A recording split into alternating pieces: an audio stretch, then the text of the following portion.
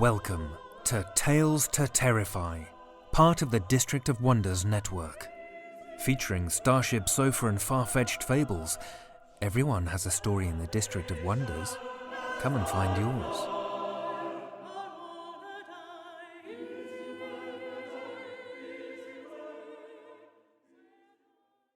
Good evening, children of the night. Quite some time ago, I mentioned to you that I had started Lauren Bukas's Broken Monsters. We've heard from her here at Tales to Terrify back in episode 225, when I saw her book featured on Goodreads Choice Awards Best Horror 2017 shortlist. I put that to the front of my reading list, and that took me a while to get to, and then much longer than I would have liked to get finished with it.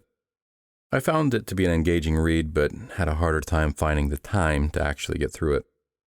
The book does open with a promise of something strange to come, but the first third of the book plays out like a rather well-written but standard detective looks for murderer, which I feel is intentional, as the weirdness of the story is dialed up from the beginning to the climax of the story. The three things that I liked about the book. First, the writing is multidimensional. Some books have a singular voice that has one track or one speed, and that occasionally gets monotonous. Diversity in the narrative voice was done well without getting frenetic. Secondly, the books set in present day either omit or do a rather, shall I say, caricature of how modern people communicate through the internet or social media. I think that Bukas does a rather good job of portraying her characters utilizing social media and communicating online and through text messaging. Third, I don't know if you know this about me, but I did live in a suburb of Detroit for a while, and Detroit is where this book is set. There are few towns in this country that could be compared to Detroit. It is a place like no other, for better and certainly for worse. There is a section of the story that deals with Detroit's art community, which is a very much real thing. Artists drawn by the you get what you pay for real estate in a city that has bigger problems than looking down its nose at the art that you make.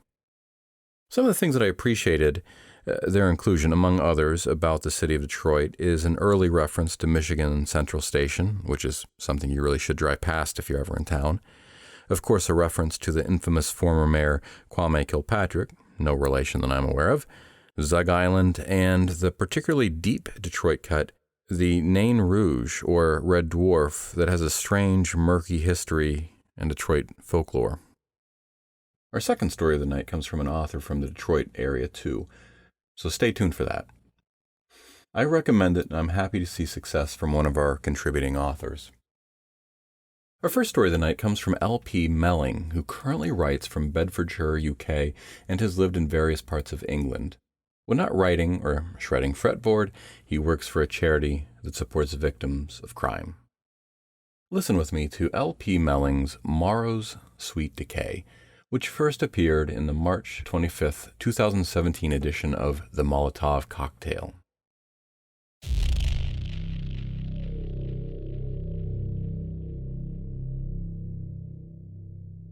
They say it tastes like sweet pork. My cousin Isaac sits in my stomach, forcing acid and bitter memory up from my guts. It didn't taste of pork. Didn't taste of anything. My tongue numbed by the act. The only solace running through my arteries is the fact that it wasn't me who killed him. That was Caleb. He's across the room now, back against the cabin wall, picking bits of Isaac out of his blackened teeth. I turn away, unable to watch, to look him in the eye. Some men are built for more civilized times, others are different. Relish the battle for survival when all hope has been raped away. The end of frickin' days, huh? Caleb sneers. I say our days were numbered a long time ago. He unthwops the cork from a cracked Wild Turkey 101 bottle, downs glugging slugs of its golden contents.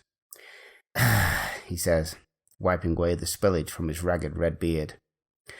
Might as well make the most of it, eh, little brother? I did not speak, only nod. Tried not to rile him.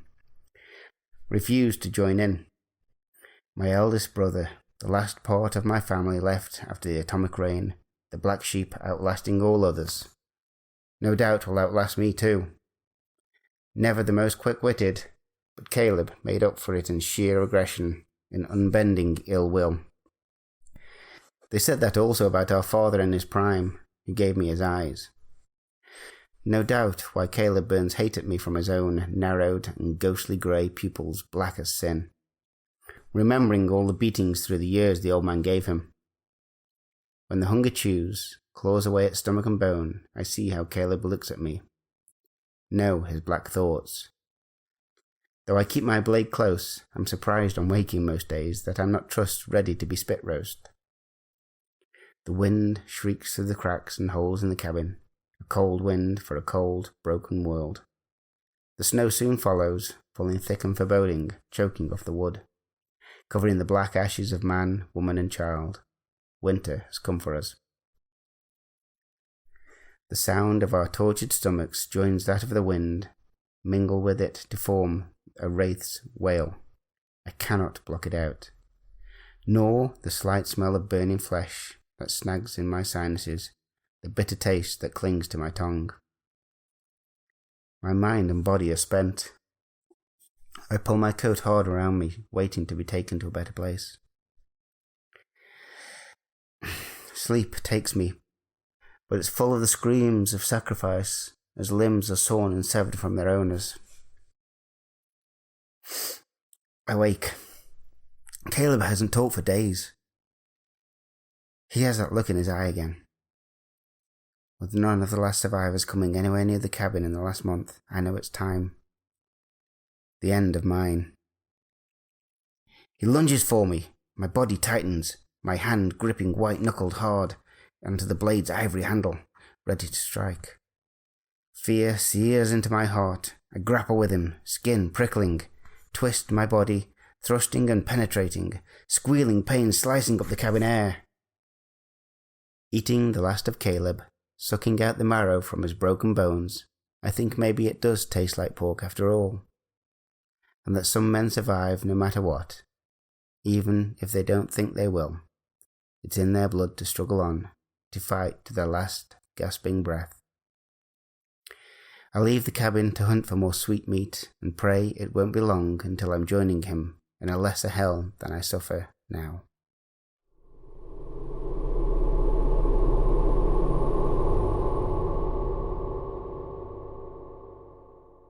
That was L.P. Melling's Marrow's Sweet Decay, as read by Jason Stubbs. Born in Staffordshire, England, Jason moved to America in 2000 to continue his career as an electronic engineer. Married, with 2 boys and 1 girl, he lives in a suburb of the Dallas and Fort Worth, Texas metroplex. Hobbies include movies, video games, mountain biking, American craft beer, and motorsports. That's Formula One, not NASCAR. He enjoys reading sci-fi and horror fiction stories and started listening to podcast audio stories when his commute to work took over an hour each way. Scott Siegler and J.C. Hutchins fueled his addiction, forcing him to search for more podcasts as his addiction grew. Thank you, Jason. I imagine that if you like Long Pig, you enjoyed that little appetizer. I'm told that humanity's success in our early days on the plains of Africa may come from our ability to make tools to scrape out the nutritious marrow from carrion felled by predators better suited for bringing down big game. I'm not sure if that's true, but if you haven't had roasted beef marrow, I'd recommend it. Your genetics will remember that prize. Or, better still, I might recommend Jennifer McLaughlin's book, Bones, which shares plenty of recipes for working with them. A cookbook recommendation. This might be a first for Tales to Terrify. Let's hear our second story for the night from Detroit's own Ken MacGregor. Ken has been writing professionally for about 6 years. His work has appeared in dozens of anthologies and magazines and the occasional podcast.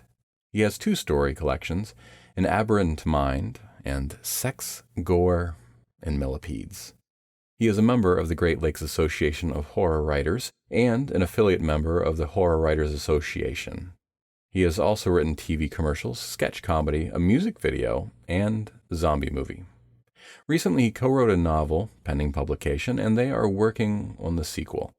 Settle in for Ken MacGregor's The Hawk, originally appearing in the Horror Zine magazine, fall of 2015.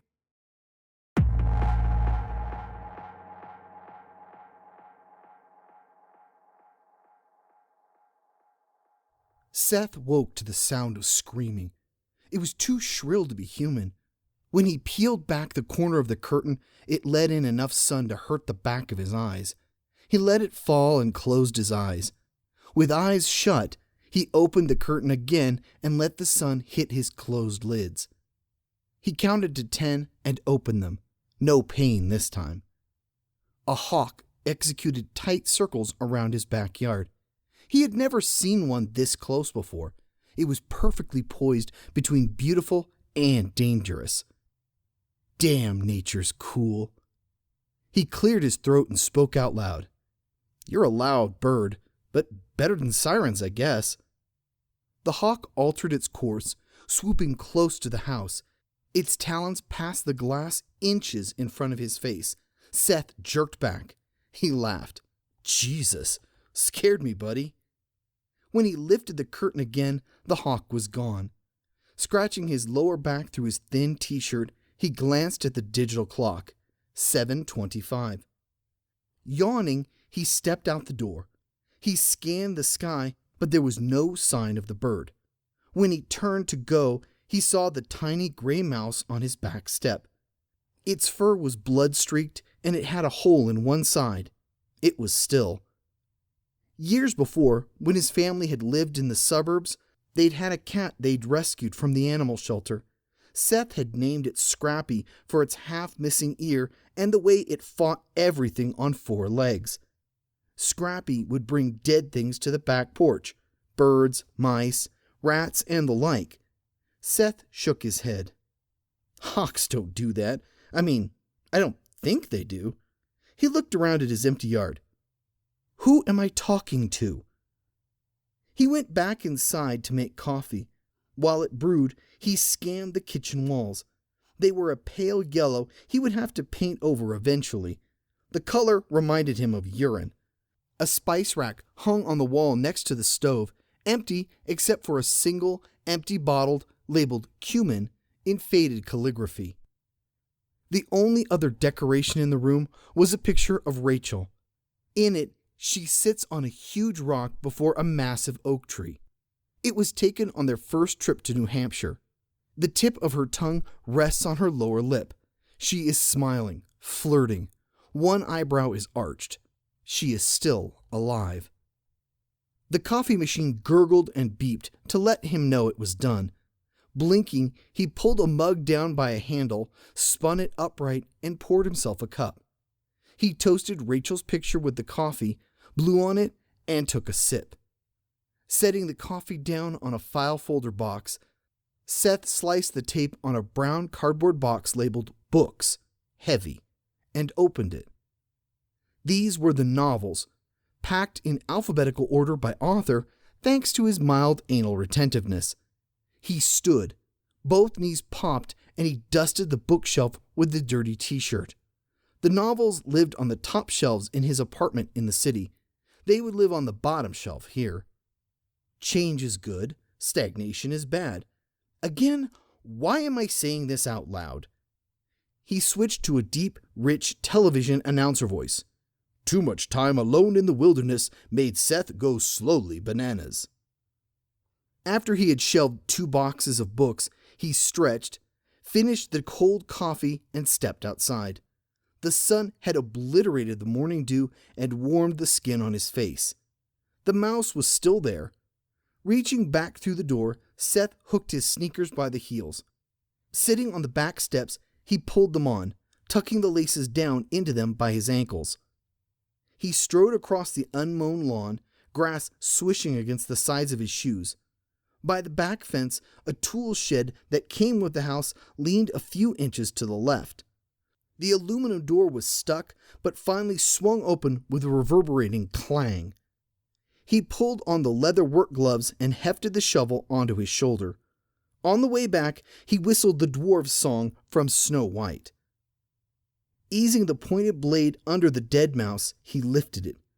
There was no discernible weight difference with the body.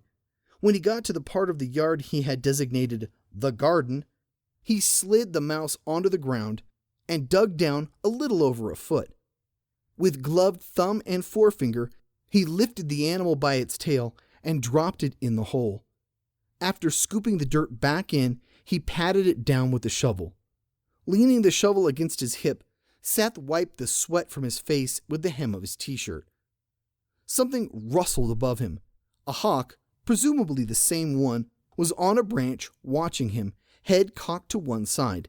It couldn't have been more than 20 feet away. "Hey there. Thanks for the mouse, but it was a little small for me. Next time, you go ahead and eat it, okay?" The hawk tilted its head the other way. It opened its beak, poking out its pink bubblegum tongue, then shot into the air. He could feel the wind from its wings. Wow! He dreamed he was at a carnival. A grotesquely fat man in red and white vertical stripes was screaming at him to buy cotton candy. The cardboard cone in his enormous hand, also red and white striped, was topped with pink, fluffy, sticky sweet goo the size of a VW bug. Seth was reaching for it, saliva pooling under his tongue when the man yanked it back. He leaned forward, screeching at the boy version of Seth, eyes narrowing, nose and chin lengthening, sharpening, almost meeting in front of his mouth. He shrieked again and again. Seth woke up. He was fully grown in his bed in his new house. The hawk was screeching again. He yawned hugely and rubbed sleep from his eyes. The dream fragmented and disappeared. "Back again, huh? What'd you bring me today, bud?" He opened the back door, shivering in the morning chill. By the back steps, in almost exactly the spot where he'd found the mouse, lay a dead chipmunk. Seth laughed. "Well, that's bigger all right, but still hardly a proper meal. You go ahead. I'm going to make eggs instead.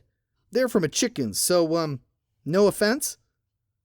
After breakfast, his third cup of coffee, and another 3 boxes unpacked, the chipmunk was still there. So was the hawk, watching him from the same branch. He looked at the bird, at the chipmunk, back at the bird. He shrugged. "I don't understand, bud. Do you want me to do something with this?" He had forgotten to put the shovel away. It lay by the recently dug earth, his gloves on the handle. Pulling them on, he picked up the shovel and glanced once more at the hawk. The bird watched him. He raised an eyebrow and did his best Rod Serling impression, which was pretty good. Picture, if you will, a man who once lived in a city full of people, full of noise. A man who now lives in the country, where it is clean and quiet, where animals live and maybe, just maybe, behave in a manner alien to the man. A manner bizarre and perhaps a little frightening. The hawk didn't seem particularly interested. Seth dug a hole next to the first one and buried the chipmunk. When he was done, the hawk screeched. It was very loud this close without the window to muffle it. Goose flesh bubbled on his arms. Even though he outweighed the bird by maybe 40 times, Seth felt a moment of fear. He held the shovel in front of him like a shield, or maybe a weapon. The hawk dove off the branch, straight at Seth's face. He forgot about the shovel and ducked, hugging his knees. He expected talons to dig furrows into his skin, hot pain and blood. None of it came. When he looked up, the hawk was gone. Shit! The next day, it was a mole. The day after, a rabbit. He left them both where they were, though the mole started to stink and draw flies. The morning after the rabbit, Seth woke to the hawk's screech once again. He smacked his palm against the window glass hard. "What? What do you want from me? I don't get it, okay?" The hawk sat on its branch and gazed at him. "Fine, I'll bite. What'd you bring me today?" He threw back the sheet and got up. Opening the back door, he was hit by the stench of decay and gagged.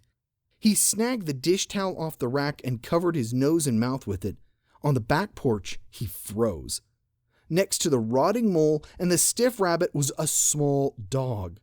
It was a terrier of some sort with short, scruffy hair. It looked too big for the hawk to pick up. Deep puncture wounds dotted its shoulders and neck. It wasn't breathing. He looked up at the hawk. "This is somebody's dog. What's the matter with you?" The hawk watched him. "All right, look, this is getting ridiculous. I'm going to bury these animals. I'd like you to stop bringing them, okay? Right, okay then? Glad we got that settled." He dug 3 holes and buried 3 animals. The mole nearly made him puke. If he had eaten breakfast already, he wouldn't have made it. After more than an hour, he patted the dirt flat with the shovel and stretched his back. The hawk was still there. He tossed the shovel on the ground and spread his hands wide. The gloves were heavy with sweat and dirt. "What you got, huh, bird? What you gonna do?" His New York tough guy accent wasn't nearly as good as his Rod Serling. The quaver in his voice didn't help. The hawk preened its wing feathers, shot him another look, and flew away. Seth watched it go. He shook his head. Nature! Christ! The hawk had been screeching him awake at precisely 7:23 every morning. The night after it brought the terrier, Seth set his alarm clock to wake him at 6:45. When it did, he crawled out of bed, leaving the lights off in the house, and felt his way to the back door, tripping over one box he had forgotten. Pushing the curtain to one side, he peered out the back window. No hawk, no dead animal. For 10 minutes he watched, hardly blinking. Then, after a jaw-cracking yawn, Seth dropped the curtain. Coffee. Must have coffee. He dumped yesterday's grounds, unbleached filter and all, into the compost bucket. He could barely get the lid back on. Have to take that out today. The new pot had just started gurgling when he heard a thump outside. Damn it! Whipping open the back door, Seth saw the hawk, flying away from his house, up toward his tree. It looked back at him quickly, almost seeming surprised. He might have been projecting, he had to admit to himself. He looked down, his eyes bulged. His voice, when he found it, was barely audible. That's impossible. A goat lay at the bottom of his back steps, blood dripping from the holes that used to be its eyes. On the branch, something dark glistened on the hawk's talons in the early morning light. You can't, he faltered. You can't carry a goat. It's too heavy. The physics. You just can't. The hawk watched him from its perch. But you did, didn't you? Okay, this is crazy-ass Twilight Zone shit after all, huh? Should I bury the goat too? Should I eat it? Give me a hint, pal. The hawk gave him only a cold stare. Seth went inside. He made coffee and called Jim, the only guy he knew out here, the man who'd found the house for him in the first place. An hour later, Jim was in the backyard, standing across from him, looking down at the goat. Jim whistled through his front teeth. Damnedest thing I've ever seen, that's for sure. Seth nodded. What should I do with it? Well, sir, goat's pretty good eating. I'd gut it and cut it if I were you. Seth laughed. The only meat I've ever gotten has come wrapped in plastic. I wouldn't even know where to begin. What did you do before coming up here? I acquired companies. Jim pulled a long, folding lock blade off his belt. It had a built-in clip. With his thumb, he snapped the blade open. What'd you do with them? Sold them to someone else. Sounds like a pretty easy gig. Seth shook his head. It was horrible. The stress was unbelievable. That's why I retired young and moved out here. To, get away from it all. Jim nodded. Good for you. All right, pay attention now. This is kind of messy, but it ain't hard. Pulling one of the goat's hind legs up, he stabbed through first one leg, then the other. Seth's jaw clenched and he frowned. Why'd you do that? Jim grinned at him. I'll show ya. Rooting around in the tool shed, he called out triumphantly. Aha! I knew old Bobby had one of these. He emerged a moment later with a long, black metal rod pointed on both ends. I saw that when I put some stuff in there. What is it? As an answer, Jim brought the rod back to the goat carcass. He pulled apart the leg wound and slid in the bar. Holding the other leg, he pushed the bar through that hole too. When the goat legs were centered, he lifted the whole thing and carried it to the tree. He propped it between two low branches. Ta-da! Okay, cool, I guess. What now? Now you gotta get the blood out. Before Seth could respond, Jim's knife was out again, snapped open. He swept the edge of the blade across the goat's throat, pushing on it to make it go deep. Blood flowed out and spilled onto the ground. Seth gagged. Jesus! I mean, you could have warned me. Jim shook his head and shot him an affectionate smile. City boy. After the goat bled out, which took a while since it had been dead for a few hours already, Jim cut the rest of the way through the muscles and tendons of the neck to the spine. He twisted the vertebrae with both hands back and forth until they snapped. He held up the eyeless goat's head to Seth. You want to keep the skull? Look pretty cool on the mantle. Seth shook his head. He swallowed. No thanks, I don't think I could handle the smell. Jim threw his head back and laughed. No, man.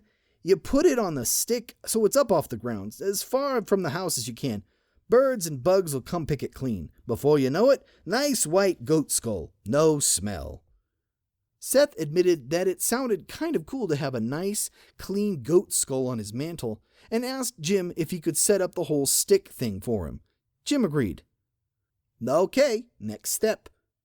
Jim pierced the goat's skin, drawing the blade across and down with practiced ease. He then pulled the skin off in one large piece. I can make gloves and moccasins out of this. A few pair of each, probably. You let me keep it, I'll make you a set. Yeah, sounds good. Thanks. Do you mind if I go inside for a while? I don't feel so hot. Jim snorted but waved him away. As Seth turned away from what was left of the goat, he caught movement above him. The hawk was watching him. Seth kept his eyes on the bird until he was inside. Goat tasted pretty much like lamb to Seth. He gave a lot of the meat to Jim for doing all the work, froze a bunch and ate some for dinner that night. He woke, sweating from a dream in which an eyeless goat sat across from him at the kitchen table, reciting lines from Dante's Inferno. He scrubbed his palms across his eyes. I'm going to become a vegetarian. He glanced at the clock. It was 7:38. The hawk hadn't screeched him awake. Jim got out of bed and went to the back door. The air was still cool, though the sun was on its way up. The few clouds in the sky were tinged orange with its light. Birdsong drifted toward him from the left. He inhaled deeply through his nose and smiled. He was a long way from car horns and tall buildings with massive air conditioners and thousands of windows reflecting the sun. A long way from corporate sponsors and 3 martini lunches. A shadow blotted out the sky above him. By reflex, Seth pushed himself back against the door. He looked up. Shit! A cow fell to the ground in front of him. A very tired-looking hawk flew slowly to its branch and settled there. It shook its feathers, losing 2 of them. Seth goggled at the hawk for a long time. The hawk stared back. The cow had a capital letter Q branded onto its flank. A quick phone call to Jim confirmed that it was from the 10Q ranch a few miles down the road. I'm sorry, bud. I just can't believe a hawk carried a cow 4 miles through the air and dropped it in your backyard. I saw it happen. I saw the cow drop from its talons, man. I freaking saw it. There was a long moment of silence on the other end. You moved out here because of stress, right? Seth sighed. Yeah, but I'm not losing it, Jim. This actually happened. Okay, whatever you say, bud. He gave Seth the name of a butcher who would come pick up the carcass and pay for the meat. The truck showed up a half an hour later. The hawk watched them load the cow and take it away. Afterward, Seth stood in his backyard and gazed up at the bird. What do you want from me? I don't get this. None of this makes any sense, and it's impossible. You are defying physics and the laws of nature and probably some other stuff. Frankly, it's freaking me out a little bit. The hawk didn't seem to have a reply. 3 weeks had passed since the cow. Every morning, Seth woke at 7:23 a.m. He did not set his alarm, and the hawk hadn't been back. He just woke up. Maybe carrying a cow for 4 miles had done it in. Can hawks have heart attacks? Seth had no idea. Every morning, no later than 7:40, he would stand on the back steps looking toward the sky. By 8, he'd give up and make coffee, figuring out what to unpack next. He had eaten so much beef lately that he'd put on 20 pounds. He stood outside with his coffee cup, wearing faded flannel pajamas and yawning into the sky. He rubbed his rounded belly and contemplated breakfast. The hawk screeched, startling him. The coffee sloshed over his fingers. Ow! Damn, that's hot! He set down the cup and started to stand. Before he was upright, piercing pain exploded in his shoulders. Talons dug through his skin into the meat of his trapezius muscles. Seth cried out. The hawk strained, talons digging further in, scraping along bone. The wind from its wings buffeted his hair. He tried to reach up, to grab it, but moving his arms was agony, and he couldn't do more than swat feebly at the hawk. They left the ground. The hawk gained altitude fast. Seth could feel the blood running down into his pajama bottoms and dripping off his feet. After what felt like hours, the hawk finally let him go, dropping him in a massive eyrie on the side of a mountain. He slumped over, tears of pain and relief squeezing from his eyes. He huddled in the fetal position, eyes screwed shut. Ow! Something bit him on the thigh. From underneath Seth, crawling out of the downy fluff, dozens of baby hawks waddled toward him. Their small but viciously sharp beaks took tiny pieces of his flesh. After only a few bites, he got up screaming and launched himself over the edge. He fell 40 feet onto an unyielding ledge. He broke both legs and several ribs. There was a bone sticking out of one arm. For a moment, he stared at it, blinking. Struggling to crawl away, he was seized once again by the hawk. This time, the talons sunk into the meat of his buttocks. The hawk lifted him and flew up. Seth was once again dropped in the big nest. The biting started again. He swatted at them, keeping them away from his face. He locked eyes with the hawk. The mother. She had brought him to feed her babies. He had no strength to flee. Raising his good hand, he gave the hawk the finger. Lunging forward, she bit it off. He screamed, clutching the hand to his chest. Adrenaline coursed through him. He thrashed in the big nest and managed to crush one of the baby hawks with an elbow. Ha! One less mouth to feed, you bitch. The mother hawk hopped closer. Seth was spent and could only watch. She leaned in, cocking her head so their eyes met. Deliberately, she opened her beak where he could see it. He felt the hard curve of it on his throat. He flashed on a childhood visit to the doctor, who, with needle poised, said, "You're gonna feel a small pinch." The hawk bit down and severed the artery. Blood splashed off the bird's face and got in Seth's eye. He sobbed once. Tiny talons swarmed over him, and small, sharp beaks took bits of flesh, exposing white bone. The babies ate well, but already the hawk was thinking ahead to their next meal.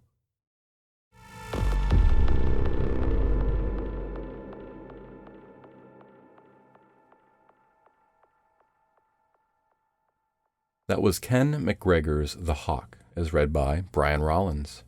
Brian Rollins is a voice actor residing in Denver, Colorado. He's voiced over a dozen audiobooks, including the popular Glenn and Tyler series. Horror fans will want to check out his latest narration, Ancient Enemies by Brian McKinley, a vampire political thriller. You can visit Brian at his website, thevoicesinmyhead.com, or on Twitter at voicesofbrian. Links will be in the show notes. Thank you, Brian. It'll be our show for the evening, Children of the Night. Visit our Patreon page in the links below, and don't forget to like us on Apple Podcasts. Our show was produced by our editors Scott Silk, Seth Williams, and Drew Sebastini. Website designed by Josh Lightsey and theme music by Diane Severson. Tales to Terrify is distributed under Creative Commons Attribution Non-Commercial No Derivatives 4.0 license. Join us again next week for another episode of Tales to Terrify.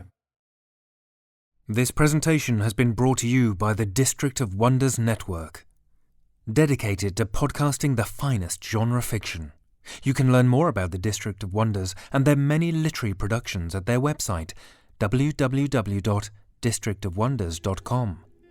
Thank you for listening.